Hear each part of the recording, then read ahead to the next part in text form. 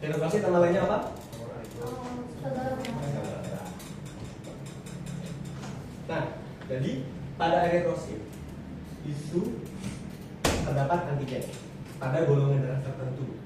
Jadi perlu digarisbawahi pada golongan darah tertentu.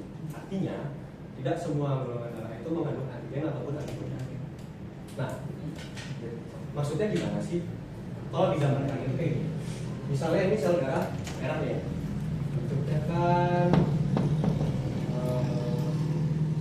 konkaf, jadi bulat tapi kaku.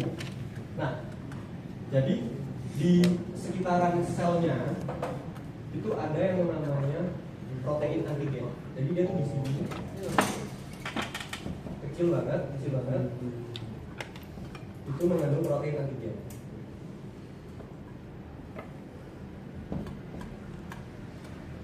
Nah, sedangkan pada plasma darahnya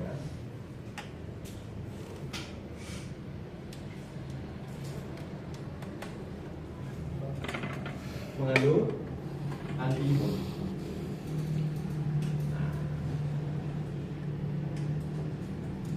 Lalu cara kerja mereka ini gimana? Cara kerjanya adalah antigen itu kan tulisan kecilan.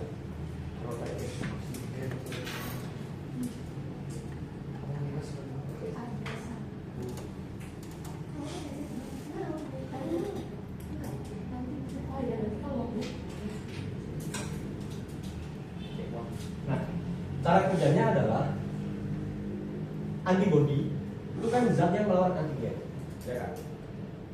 Mereka itu bakalan menggumpalkan antigen tersebut. Jadinya pembuluh darah kita itu akan menggumpal. Kalau antigen dan antibodinya itu spesifik. Nah, jadi pada tubuh normal manusia, antigen dan antibodi ini selalu beda pada golongan darah ya. Misalnya golongan darah A,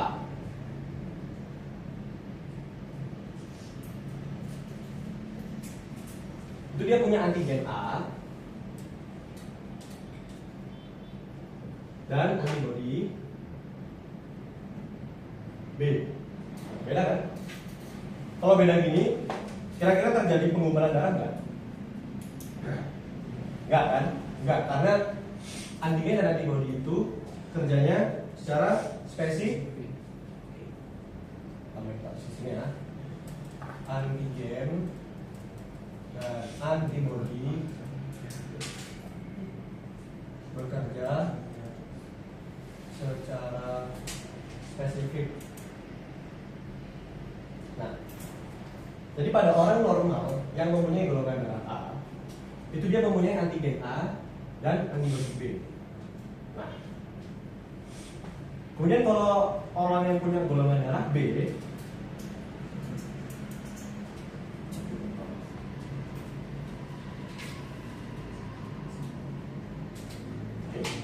coba kita lihat dari pola ini. Kalau golongan darah A, antigennya apa? A. Berarti kalau golongan darahnya B, antigennya B juga.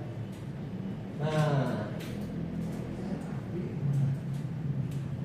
jadi golongan darah itu dilihat dari kita punya antigen apa dalam darah kita. Kalau dalam darah kita punya antigen A, maka golongan darahnya adalah A. Kalau antigennya B, maka golongan darah kita adalah B. Nah, berarti ini antibodinya apa? A. Betul.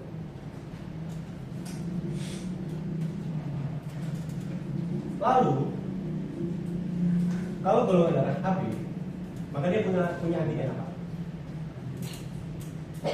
Kalau A, kalau B, kalau AB, A dan B.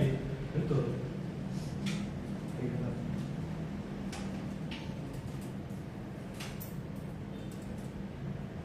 Dia punya antigen A dan B. Nah, dia antigennya lengkap nih. Punya A, punya B, punya. Terus antibodinya apa dong? Kalau dia punya antigen B, antibodi B, menggumpal darahnya. Kalau dia punya antibodi A, menggumpal. Apalagi punya AB, malah menggumpal. Nah, ini di awal kakak bilang tidak semua orang itu punya antigen atau antigen. Oh. Nggak ada. Iya. Betul. Jadi golongan darah AB itu tidak memiliki antigen.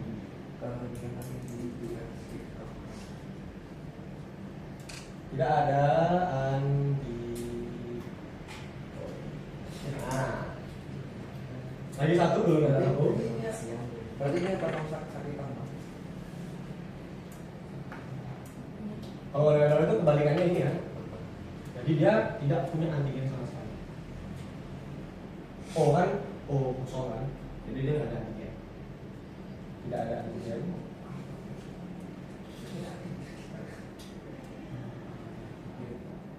Sedangkan dia punya yang namanya kebalikannya antibodi A dan B. Nah, jadi mereka ini kebalikan. Nah, ini dulu kalian pelajari gampangannya. Kita selalu melihat adanya antigen. Antigen apa yang kita dapat, itulah golongan darah dia. Kalau kita nggak nemu antigen sama sekali, maka golongan darahnya adalah O. Jadi kalian ini golongan darahnya O. Kalian itu nggak punya antigen, tapi kalian punya antigen. Nah, maka dari itu, kalian pernah dengar nggak golongan darah O itu golongan darah universal? Dia tuh bisa donor ke mana-mana, ke semua golongan. Pernah dengar kan? Karena dia tidak punya antigen. Jadi tidak ada yang dikumpulkan di sana. Tuh. Oke. Ini udah paham? Gampang kan? A antigen A, B antigen B, AB antigen AB. Antigen itu apa?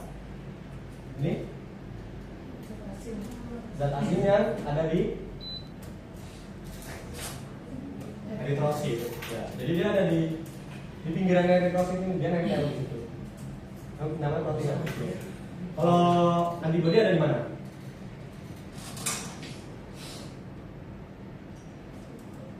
Plasma darah. Ya ini ya dari sini ya. Tuh, oke. Nah, kalau kalian udah ngerti, udah paham, ada yang mau ditanyakan dulu nih sampai sini? Udah paham semua ya? Oke. Sekarang kita akan mempelajari tentang donor. Donor. Ada yang pernah donor darah?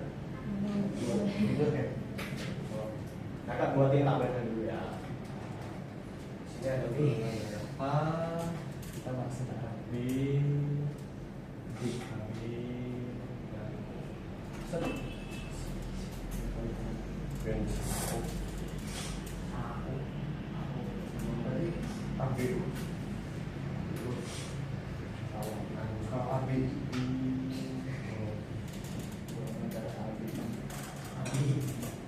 Oke, bisa tolong dibantu. Golongan darah A antigennya apa? A. Golongan A antibodinya apa? B. Kalau ini B. C. A. C. Apa ini? Gak ada. Abi.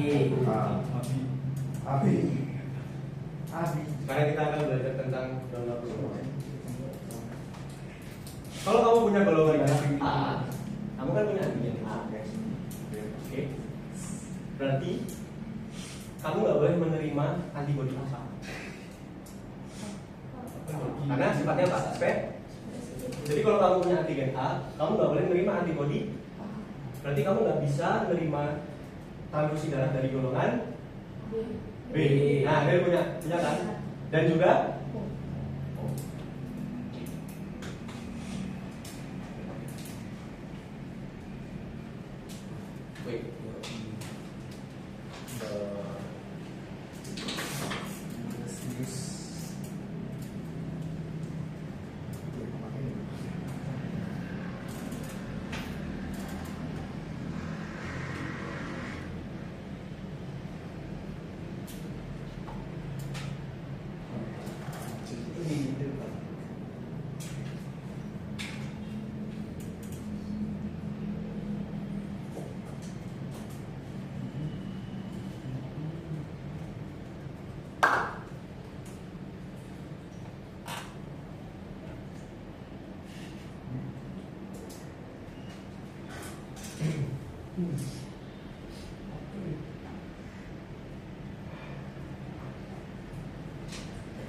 Ya,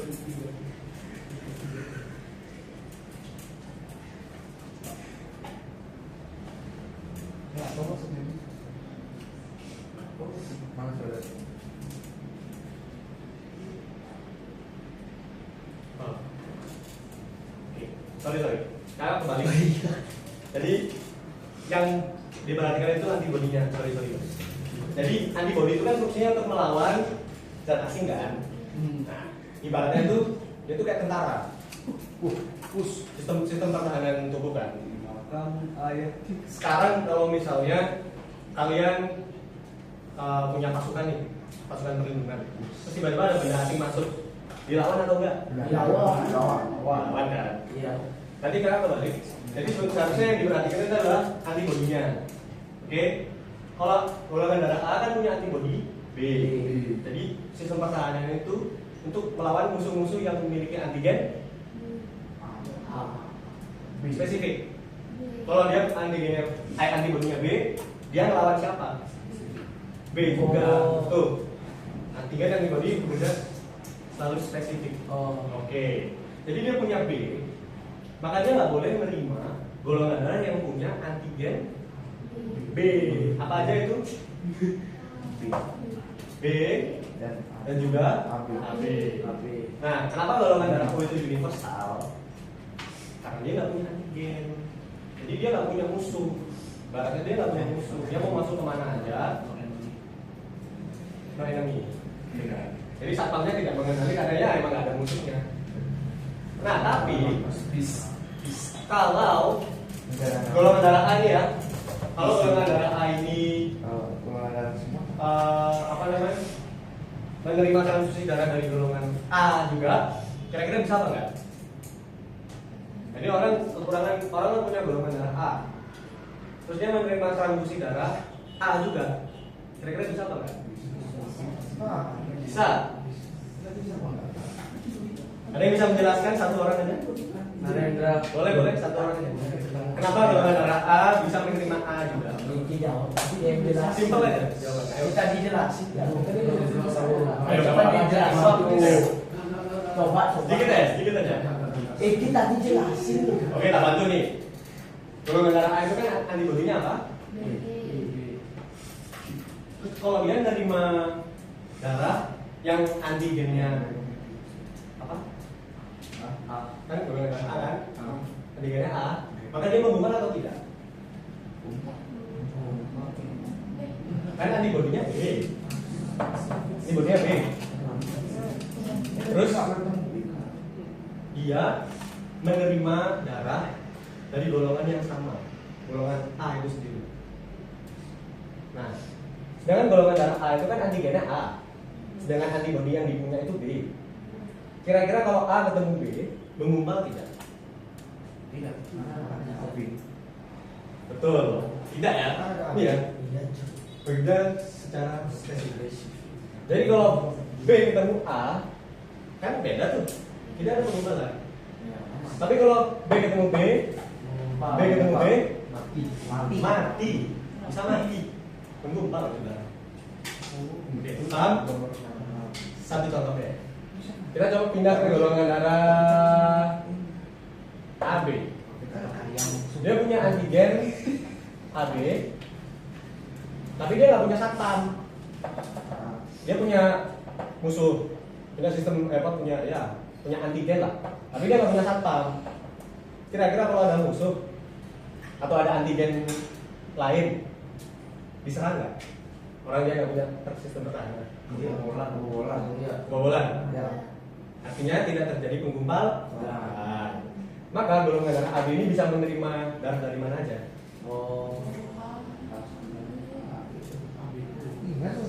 Golongan darah A bisa nggak? Bisa. Golongan darah B bisa nggak? AB sendiri? Bisa. Golongan darah O? Bisa. Kan lo punya antibodi? Oh iya, nggak pakai antibodi. Jawabannya adalah bisa. Oke. Kenapa? Karena satpamnya itu yang nyerang. Kalau yang ngirim itu dia tidak mengakibatkan penggumpalan? Karena dari jumlahnya yang ditransfusi itu jauh lebih sedikit daripada darah yang kita punya. Gitu. Nah, ibarat gampangannya gini. Satpam yang ada di badan kita itu jumlahnya jauh lebih banyak daripada satpam yang dikirim dari luar. Makanya tidak akan terjadi penggumpalan meskipun antibodi AB ini bertemu dengan antigen AB yang ada di sini. Karena jumlahnya kecil sedikit. Jadi dia tidak mampu untuk menggumpalkan antigen yang ada di tubuh penerima. Lagi satu deh ya. Sekarang golongan darah O itu punya antibodi, tapi dia nggak punya antigen. Golongan darah O itu kan orang bilang itu bisa dikirim kemana-mana. Golongan darah universal, semua orang bisa menerima golongan darah O. Kira-kira kenapa kok golongan darah O itu universal? Nah, bisa ditransfer ke semua golongan. Ya, kenapa? Kita lihat dari antigennya dan antibodinya. Antigennya ada atau tidak? Antibodi, antigennya AB, antigennya. Artinya dia AB kan B bisa, kalau A kemudian bisa. Nah, gimana coba tolong dijelaskan sedikit aja. Misalnya contoh dari O ke AB, Ya. dia kan punya antibodi kan A, B.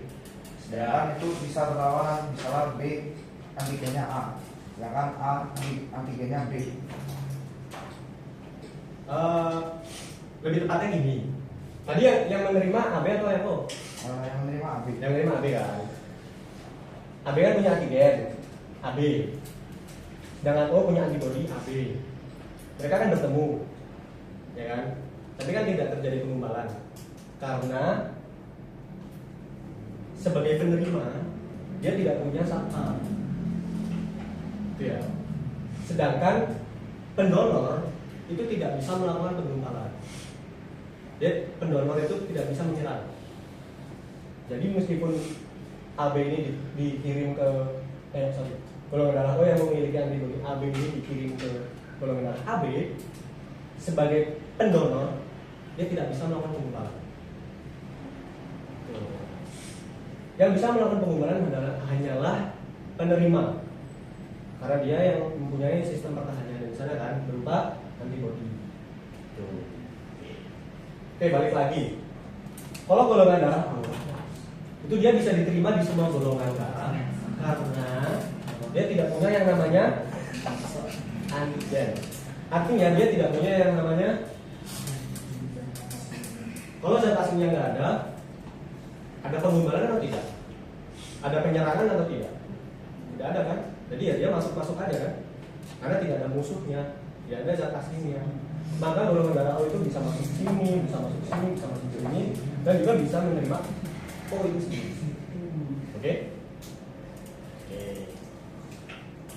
Gampang ya guys?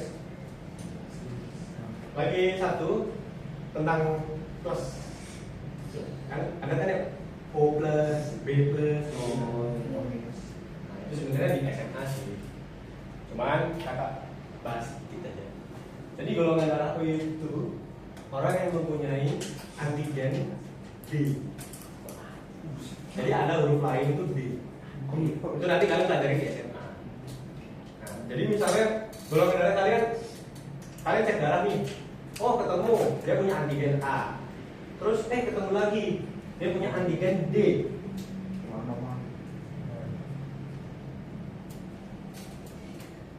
D, misalnya dia ketemu dua ini, maka golongan darahnya adalah A plus. Kalau nggak ditemukan, jadi A biasa. Nah, itu nanti kalian pelajari di SMA. Sekarang yang penting itu adalah ini dulu. Nih, oke? Kalau misalnya ada D-nya tuh pengaruh nggak? Misalnya penggumpalan? Pengaruh. Jadi dia tidak bisa menerima golongan darah yang punya antibodi D. Jadi kalau mau transfusi darah itu harus lengkap. Golongan darahnya lengkap, plus minusnya juga harus lengkap. Kalau dia punya antigen D, terus kemudian pendonornya punya antibodi D, balik. Kalau dia punya antibody B, kemudian pendonornya punya antigen D, maka kan jadi ketumbaran. Nah, sebenarnya gampang sih, cuma ada tambahan D-nya aja. Plus, kalau plus nanti ada punya maka ada banyak. Simpel kan? Sampai sini ada yang mau ditanyakan? Gampang ya? Gampang kan? Kalau gitu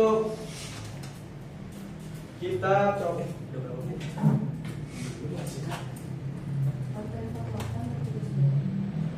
Oh, lagi 10 menit.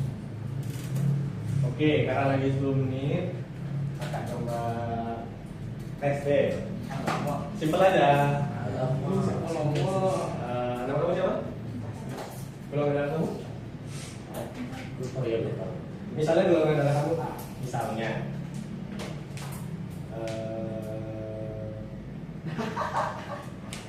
Darah kamu siapa? Ini Kamu. pasal. Golongan darah kamu? Oh, Oke. Mas saya punya golongan darah kamu. Kamu golongan darahnya? Misalnya A. Misalnya kamu butuh transfusi darah, kamu kekurangan darah. Terus salah satu temenmu yang mau bantu itu cuma Mas Ayu aja. Kamu kan golongan darah A, dia golongan darahnya O. Kira-kira kamu bisa menerima atau tidak? Kenapa? yang golongan darah O bisa kasih. Dia bisa transfer, bisa universal ya, bukan transfer. Dia bisa universal karena dia tidak ada antigennya. Sekarang coba yang jawab deh. Beda. Golongan darahnya apa? B. B. Golongan darah kamu B. Kamu siapa? Abi. Oke. Abi. Golongan darahnya O. Misalnya Abi butuh transfusi darah, tapi yang bisa bantu cuma meja aja. Kamu golongan darahnya B, bisa O. Balik. Kamu yang O. B. O didonorin B, bisa nggak kira-kira? Nih, kamu butuh transfusi darah nih. Aduh, aku kekurangan darah nih. Tapi yang bisa bantu cuma meja aja. Dia di sini. Bisa apa enggak? Bisa. Nah, coba ceritakan dulu alasannya. Karena ini kasih kan sama antibodinya A. Oke, ya. Jadi, Abi, Abi punya antibodi apa? Abi. Sedangkan pendonor ya si Meza, dia punya antigen apa? B ketemu B di sini. Oke, terus kira-kira kamu harus nyari pendonornya itu siapa? Apa tuh? Kamu AB. Yang oke maksudnya yang Kamu punya antibodi AB. Terus kamu kekurangan darah. Terus siapa yang bisa bantu kamu? yang golongan darah AB. sama O. Nah, Mas Nabi bisa bantu kamu ya. Karena dia golongan darah O. Iya. Oke, pinter ya. Ya. Coba dalam Oke, ada sensor nih. Lagi satu. Yang cewek lagi deh. Kamu namanya siapa? Ada. Oh ya. Sama kamu? Karena saya nggak nanya apa? Tanda apa? Oh, misalnya sama dengan kayak tes sebelumnya ya. Oke, saya ganti deh. Ini misalnya kita cerita aja. Kamu golongan darahnya AB. Terus ada golongan darahnya B. Terus ada yang bisa bantuin kamu juga ini antibodi juga. karena kamu Ya kan bisa tidak juga. Bisa.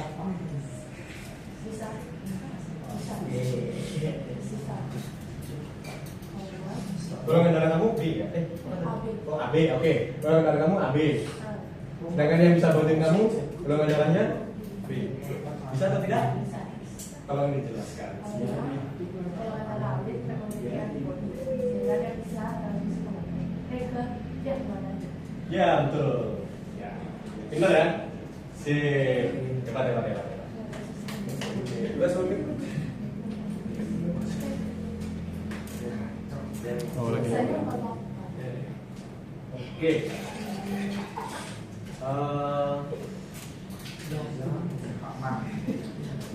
Oke, kakak coba review dikit aja ya tentang leukosit, penasa darah putih. Leukosit secara umum itu dibagi menjadi dua dulu kan? Ya. Oke, makanya ingetin ya. Kita bahas sedikit tentang leukosit.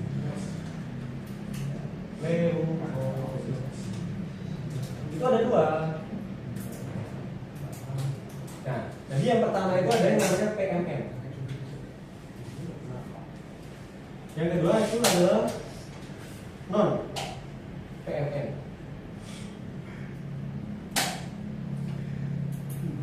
PMN kepanjangannya adalah poli. Bukan ya? Poligami. Bukan poligami bumi. Polisis. Polimorfonuklear. Sedangkan non PMN adalah ya non polimorfonuklear. Ini kak aku yang tadi semua langsung Dari sosmednya. Apa sih artinya polimorfonuklear itu? Benar. Poli itu artinya banyak. poligami. Oke.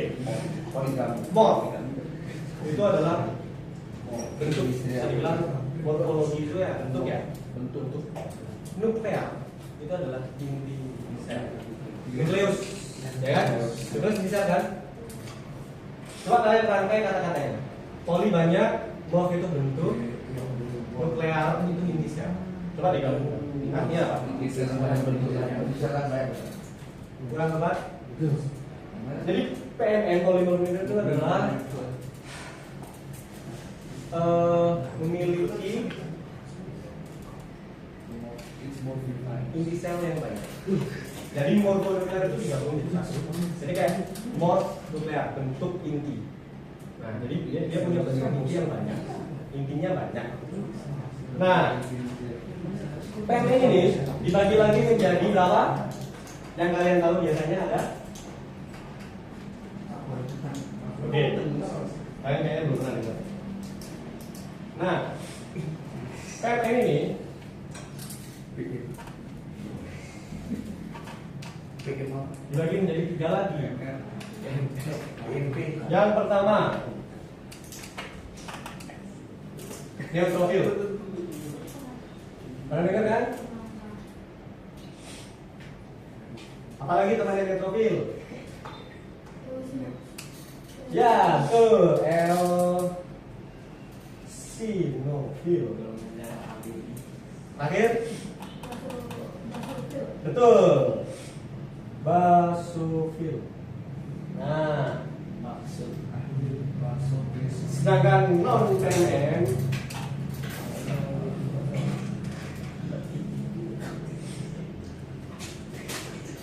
itu dibagi menjadi dua. Itu ada yang namanya monosit.